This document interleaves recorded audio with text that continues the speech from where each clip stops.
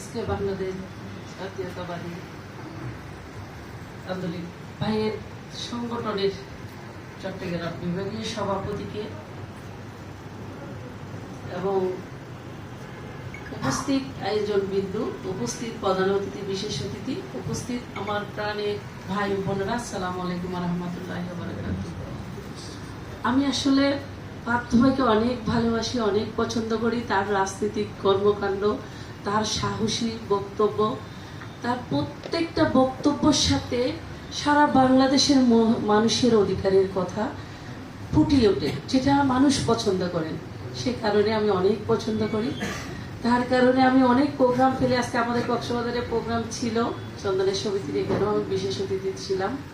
আসলে এখানে উপস্থিত না হয়ে এটাতে উপস্থিত হয়েছি, ভাইয়ের সাথে একটু দেখা করব আর আমার ছোট ভাইদেরকে আরেকটু রাজনীতিতে যেন অগ্রসর হয় সেই কারণে সহযোগিতা এবং দোয়া জানানোর জন্য। এবং রাজনীতি কিভাবে করতে হয়, কি কি কারণে করতে হয়, আমরা কিন্তু 2-3 জন সিনিয়র নেতাকে দেখলে কিন্তু আমরা রাজনীতি করার আগ্রহ জানাই। যেমন আমাদের তারেক রহমান যে বক্তব্য, যে মানুষের সাথে মিশে যাচ্ছে, আমাদেরকে প্রত্যেকটা মানুষের সাথে মিশে যাওয়ার জন্য নির্দেশনা আছে। এবং আপনারাও যারা রাজনীতি করেন, আমাকে দাওয়াত দিয়েছেন জাতীয়তাবাদী মহিলা দলের পক্ষ থেকে, আপনাদেরকেও ধন্যবাদ, অভিনন্দন জানাই। আমি আসতে পারি নিজেকে অনেক সৌভাগ্যবান মনে করছি এবং আপনাদের সকলকে দোয়া এবং ভালোবাসা জানাই। আমার আপনাদের প্রতি সম্মান রেখে আগামী দিনের প্রত্যেকটা প্রোগ্রামেও যেন আপনারা উপস্থিত হন এবং ইফতার মাহফিলে সবাই সবার জন্য একটু দোয়া করবেন।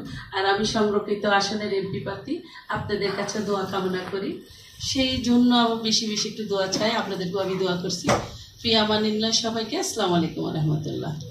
ধন্যবাদ ম্যাডামকে।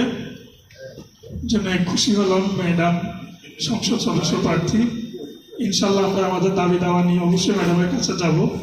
এবং উনি যে কথাটা বলেছেন যে সবার সাথে মিশে যাওয়ার জন্য আমরা যারা রাজনীতি করি, যে আমরা দেখতে পাচ্ছি আমাদের মাননীয় প্রধানমন্ত্রী যেভাবে সবার সাথে মিশে যাওয়ার চেষ্টা করছেন, এটা আসলে আমরা পূর্বে হয়তো কখনো দেখি নাই আমাদের দেশে।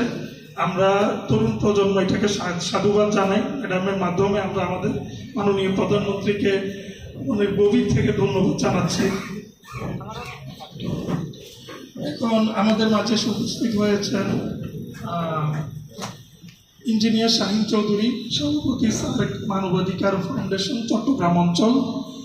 আর এখন আমাদের সামনে বক্তব্য রাখবেন আমাদের আজকের প্রোগ্রাম প্রধান আলোচক, প্রবীণ রাজনীতিবিদ, আমাদের দলীয় গার্ডিয়ান,